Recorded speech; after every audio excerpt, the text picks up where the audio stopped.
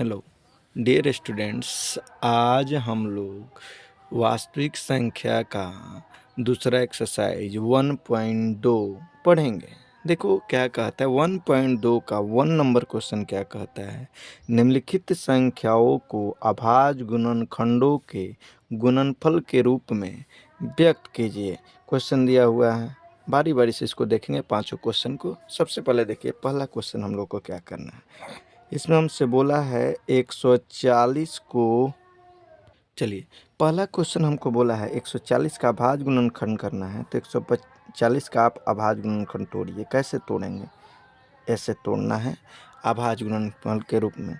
सबसे छोटा अभाज्य संख्या होता है 2, 2 से देखिए कट रहा है कि नहीं, तो कटेगा, ये हो जाएगा 70। ये 2 से कट रहा है 35 बार में, अब तो 2 से कटेगा नहीं, तो दूसरा अभाज्य संख्या देखेंगे 3, 3 से नहीं कटेगा। 5 से देखेंगे तो 5 से कट जाएगा, फिर ये अब 7 से कटेगा, अब तो कटेगा नहीं। अब देख लेते हैं 140 का अभाज्य गुणनखंड क्या आ गया, 2 गुने 2 गुने 5 गुने 7। अब इसको लिखना है तो इसको पावर में लिख देते हैं। अगर 2 2 बार है तो इसको लिखेंगे 2 का स्क्वायर, 5 एक बार है तो लिखेंगे पावर 1, और 7 एक बार है तो पावर लिखेंगे 1। यही हमारा हो गया अभाज्य गुणनखंड। अगला देखेंगे क्वेश्चन, चलिए दूसरा क्वेश्चन देखते हैं 156। तो 156 का आप अभाज्य गुणनखंड यहीं पे निकाल लीजिए कि ये 2 से कटेगा, 2 सते 14, 2 8 16, फिर 2 से कटेगा, ये आ जाएगा 2 3 6 और 2 9 18। अब 2 से कटेगा नहीं, 3 से देखते हैं, 3 से कट जाएगा, 3 एकम 3, 3 3 का 9। अब तो नहीं कटेगा, अब सिर्फ 13 से कटेगा, 13 एकम 13। तो देखिए 156 का अभाज्य गुणनखंड क्या हो जाएगा, 2 गुने 2 गुने 3 गुने 13। इसको पावर में लिखिएगा तो 2 का स्क्वायर हो जाएगा, ये 3 का पावर कुछ नहीं है तो 1, और 13 का पावर कुछ नहीं है तो 1। यही हमारा हो जाएगा आंसर।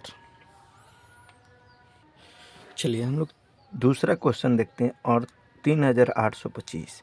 तो 3825 का हम अभाज्य गुणनखंड निकालते हैं।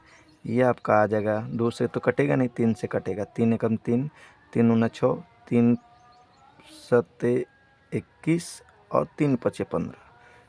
फिर ये 3 से कट जाएगा, तो देखो 3 चौका 12, 3 दूना 6, 3 पचे 15। फिर 3 से कटेगा, नहीं कटेगा, 5 से कटेगा, 5 9 8 40 और 50 25। देखिए फिर 5 से कटेगा, 5 एकम 5 और 5 सत्ते 35। अब ये कटेगा केवल 17 से। एक देखिए 38 25 यानी 3825 का अभाज्य गुणनखंड हो जाएगा 3 गुने 3 गुने 5 गुने 5 गुने 17। अगर ये आपको रिपीट कर रहा है, मतलब 2 बार है, तो इसको लिखेंगे 3 के पावर 2। ये 2 बार 5 है, लिखेंगे 5 के पावर 2, और 17 एक बार है तो 17 पावर 1 लिखेंगे। ये हमारा हो जाएगा आंसर। अगला क्वेश्चन देखेंगे, चलिए अगला क्वेश्चन 5005 का देखेंगे। सबसे पहले देखेंगे किससे कटेगा, तो ये तो 2 से कटेगा नहीं, 3 से भी नहीं कटेगा, 5 से कटेगा। एक देखिए 7 से कट जाएगा, 5 से तो कटेगा नहीं, 7 से कटेगा, 7 एकम 7, 7 चौक 28 और 7 तरीके 21। अब देखिए 11 से कटेगा, ये 11 एकम 11, 11 33। अब तो नहीं कटेगा, ये 13 से एक बार, यानी 5005 का अभाज्य गुणनखंड आ गया 5 गुने 7 गुने 11 गुने 13। कुछ नहीं तो पावर 1 है, यही इसका अभाज्य गुणनखंड हो जाएगा, ये आंसर हो जाएगा। एक क्वेश्चन 5 नंबर आपके लिए कमेंट बॉक्स में है, इसको बनाइए। आपके लिए ये होमवर्क में एक क्वेश्चन रह जाएगा।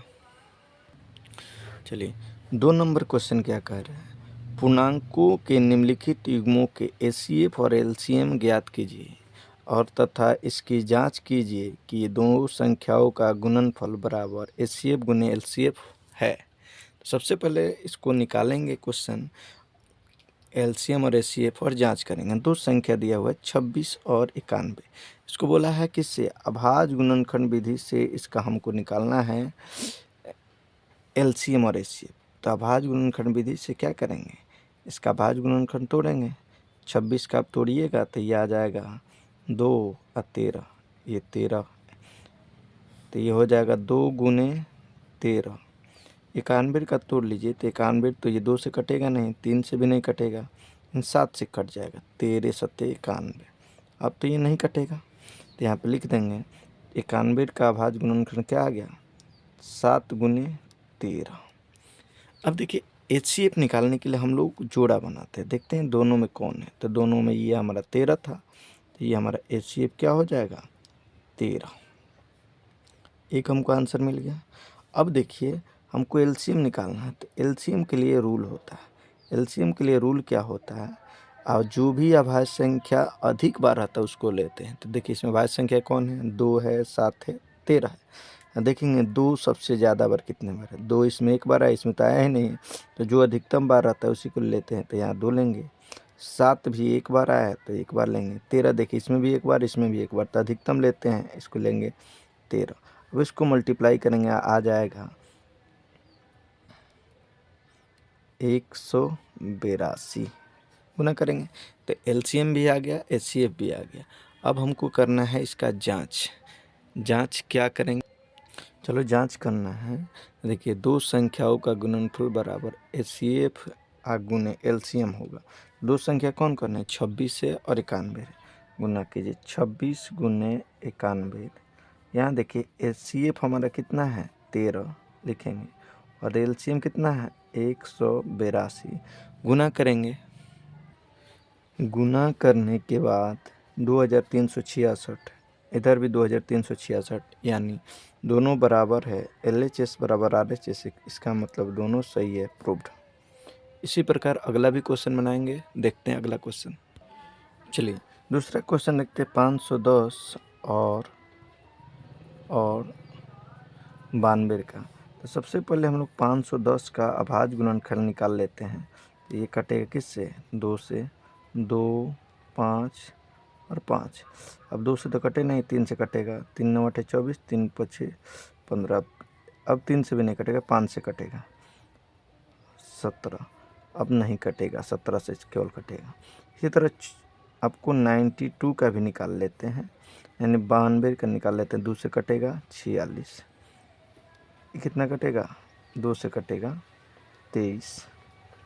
अब तो कटेगा नहीं, 23 से कटेगा। यहाँ देखिए ये 510 का अभाज्य गुणनखंड लिखिए, 2 गुने 3 गुने 5 गुने 17, और ये 92 का लिख लीजिए, 2 गुने 2 गुने 23। अब देखिए इसमें कौन सा संख्या बार बार आया है, मतलब दोनों में है। तो देखिए यहाँ पर ये 2 गो में आया है, दोनों में आया, इसको गोला घेर लेंगे तो हमारा HCF क्या हो जाएगा, HCF हो जाएगा 2। LCM निकालना है तो क्या करेंगे, इसमें देखेंगे सबसे ज़्यादा अभाज्य संख्या कितना है, 2 है, 3 है, 5 है, 17 है, 23 है। सबसे ज़्यादा बार देखेंगे 2 किसमें, इसमें 2 बार आया है तो इसको 2 बार लेंगे। 3 देखिए इसमें 1 बार आया है, 1 बार लेंगे। 5 भी कितना बार आया है, 1 बार, तो 1 लेंगे। 17 1 बार, और 23 भी 1 बार। यहाँ पर इसको गुना करने पर आ जाएगा 23,460। अगर आपको जांच करना है LCM गुने HCF, तो यहाँ पर दो संख्याओं गुणनफल LCM गुने HCF, ये दोनों को गुना करेंगे और LCM और HCF को गुना करेंगे। दोनों जो आएगा वो हमारा बराबर ही आएगा। चलो ये जांच करेंगे, तो पहली संख्या गुने 510 और 92 में गुना करेंगे, ये आ जाएगा कितना, 46,960, और इसको गुना करेंगे तो ये भी आएगा 46,960। ये दोनों बराबर है, यानी हमारा LCM और HCF क्या है, सही है। इसी प्रकार आप तीसरा क्वेश्चन 336 और 54 का HCF आराम से निकाल सकते हैं और जांच भी कर सकते हैं। चलिए तीसरा क्वेश्चन देखते हैं, अभाज्य गुणनखंड विधि से HCF और LCM ज्ञात कीजिए। तो अभाज्य गुणनखंड विधि से, तो इसका अभाज्य गुणनखंड करेंगे, 12 का 2 से 6, 2 से 3, अब ये 3 से कटेगा 1। 15 का कर लेते हैं, तो 15 का कीजिएगा तो आएगा, 3 से कटेगा 5, 5 से 1। 21 का कर लेते हैं, तो 21 का तो 3 से कटेगा, अब तो ये नहीं कटेगा। यहाँ देखिए 12 से कटेगा, 2 गुने 2, इसका 3, 15, 3 गुने 5, और 21 का हो जाएगा 3 गुने 7। अब देखिए HCF इसका कैसे निकालेंगे, HCF निकालेंगे क्या करेंगे, तीनों में जो हो, तो देखिए यहाँ पर ये तीनों में है 3, तो HCF बराबर कितना हो जाएगा 3। LCM निकालेंगे तो LCM निकालने के लिए रूल होता है कि जो सबसे ज़्यादा अभाज्य संख्या आ रहा है तो उसको लिखते हैं। यहाँ देखिए अभाज्य संख्या है 2 बार, सबसे अधिक 2 बार, इसमें तो है नहीं। 3 देखिए इसमें भी 1 बार, इसमें एक बार, तो कोई 1 बार लेंगे। 5 देखिए सबसे 1 बार, और 7 कितना बार 1 बार। गुना कर लेते हैं। 7 बचे 35, 35 दूना 70, 70 दूना 140, 140 3 मतलब 420। इसका LCM हो जाएगा 420। इसी प्रकार अगला निकालेंगे 17 का। 17 का अभाज्य गुणन करेंगे तो ये तो एक ही बार में कटेगा। 23 भी एक ही बार में कटेगा। 29 भी सिर्फ 29 से ही कटेगा। तो देखो 17 का अभाज्य गुणनखंड हो जाएगा 17, 29 का हो जाएगा 23, 29 का हो जाएगा 29। यहाँ देखिए कुछ कॉमन नहीं है। जब कुछ कॉमन नहीं रहता है तो 1 कॉमन रहता है। तो HCF क्या हो जाएगा? HCF हो जाएगा 1, HCF बराबर 1। और LCM क्या हो जाएगा? तीनों को गुना करेंगे, जो आएगा वही हमारा आंसर। इससे गुना करने पर आ जाएगा 11,339। इसी प्रकार ये भी आ जाएगा 8 का। 8 का आप तोड़िएगा तो आ जाएगा 2 गुने 2 गुने 2। 9 का तोड़ेंगे तो ये आ जाएगा 3 गुने 3। और 25 का तोड़ेंगे तो ये आएगा 5 गुने 5।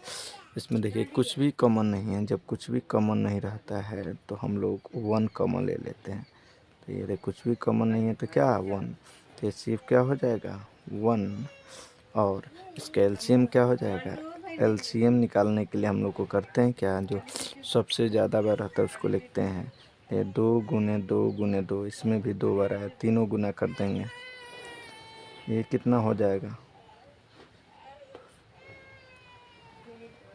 ये आ जाएगा 1800। ये हमारा आंसर हो जाएगा। अगला क्वेश्चन हम लोग देखेंगे। यहाँ देखिए HCF ऑफ 306 और 657 का दिया हुआ है 9, और LCM 306 और 57 का निकालना है। तो आपको रूल पता होना चाहिए, दो संख्याओं का गुणनफल, दो संख्याओं का गुणनफल बराबर होता है HCF गुने LCM। यहाँ देखिए हमारा दो संख्या दिया हुआ है 306 और कितना है 657, दोनों के गुना करेंगे। LCF दिया हुआ हमारा, HCF दोनों का दिया हुआ 9। LCM कह रहा है फाइंड करने के लिए, तो ये गुना में इधर आएगा तो भाग में 306 गुने 657 बटा में 9 बराबर LCM। कटा दीजिए। 9 सत्ते 63, 9 तेरी 27। अब इसको गुना कर देंगे, जो आएगा वही दूसरी संख्या बराबर हो जाएगा। इसको गुना करें, कटाएंगे तो 9 सत्ते 63 3, तो गुना करेंगे आ जाएगा 22,338। ये हमारा LCM हो जाएगा। इसके बाद अगला क्वेश्चन देखते हैं। चलो 5 नंबर क्वेश्चन क्या कर रहा है, जांच कीजिए क्या प्राकृत संख्या n के लिए संख्या 6 के पावर n अंक 0 पर समाप्त हो सकती है। जांच करेंगे। सबसे पहले लिखेंगे, सॉल्व करेंगे तो क्या करेंगे, कोई संख्या एक के पावर m जहाँ n प्राकृत संख्या हो, वह शून्य पर समाप्त हो सकती है यदि a का अभाज्य गुणनखंड में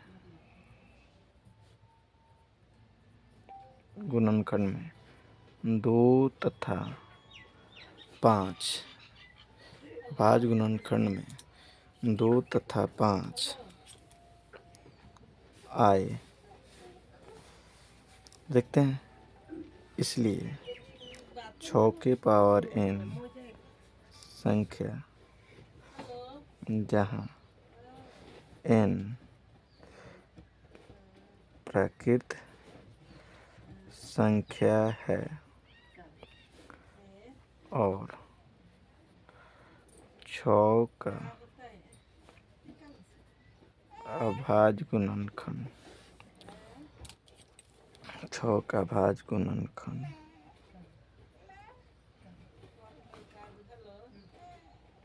में 6 का अभाज्य गुणनखंड 2 गुने 3 है, जिसमें 2 और 5 नहीं है, अतः संख्या 6 के पावर n अंक शून्य पर समाप्त नहीं हो सकती है।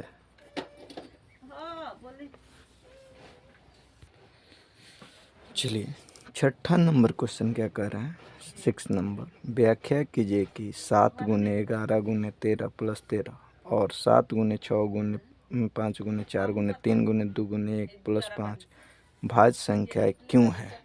तो भाज्य संख्या होने के लिए हम लोग को अंक गणित का आधारभूत प्रमेय पढ़ना है। चलिए हम लोग को देखना है कि भाज्य संख्या क्यों है। तो पहले लिखेंगे संख्याएं 7 गुने 11 गुने 13 प्लस 13 और 7 गुने 6 गुने 5 गुने 4 गुने 3 गुने 2 गुने 1 प्लस 5। अगर कुछ कॉमन है तो कॉमन ले सकते हैं, यहाँ 13 कॉमन है, ले लीजिएगा। 7 गुने 11 गुने 1 प्लस 1, यहाँ से 5 कॉमन ले लीजिए, दोनों में 5 है, यहाँ पर लिखेंगे 5, तो ये हो जाएगा 7 गुने 6 गुने 4 गुने 3 गुने 2 गुने 1 प्लस 1। इसको गुना कीजिएगा तो ये आ जाएगा 11 7 77 प्लस 1, और इसको गुना करेंगे तो ये क्या आ जाएगा 2 3 6 6 चौका 24,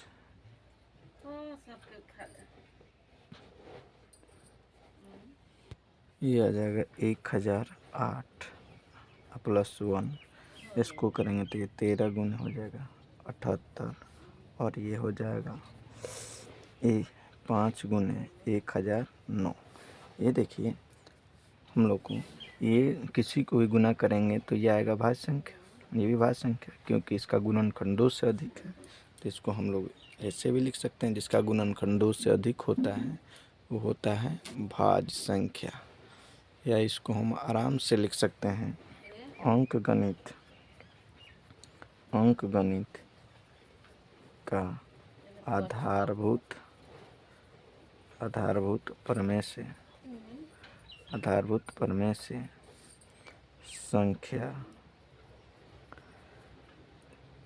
संख्याएं भाज्य है। ये आंसर हो जाएगा। चलिए हम लोग 7वां क्वेश्चन देखेंगे। कह रहा है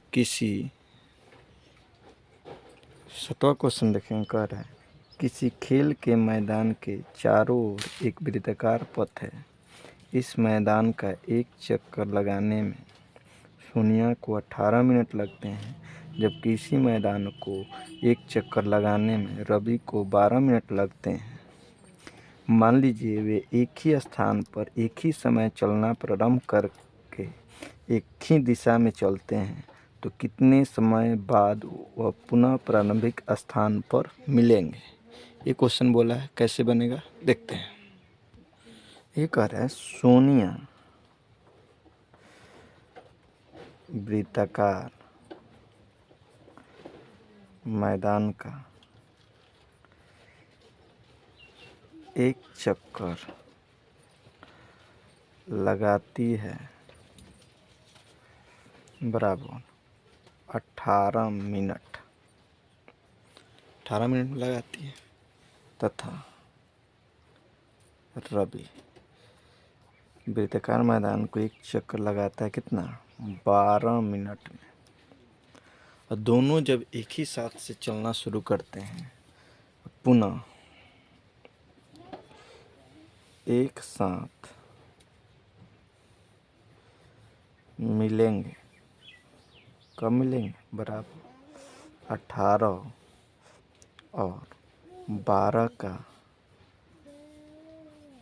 का जो एलसीएम आएगा उसी पर मिलेंगे। तो 12 और 18 का एलसीएम निकाल लीजिए, यहीं पे निकाल लेते हैं। 18 और 12 का एलसीएम निकालेंगे, 9 6, 3 से 3 3 का 9 और 2 ही नहीं कटेगा, या एलसीएम क्या आ जाएगा,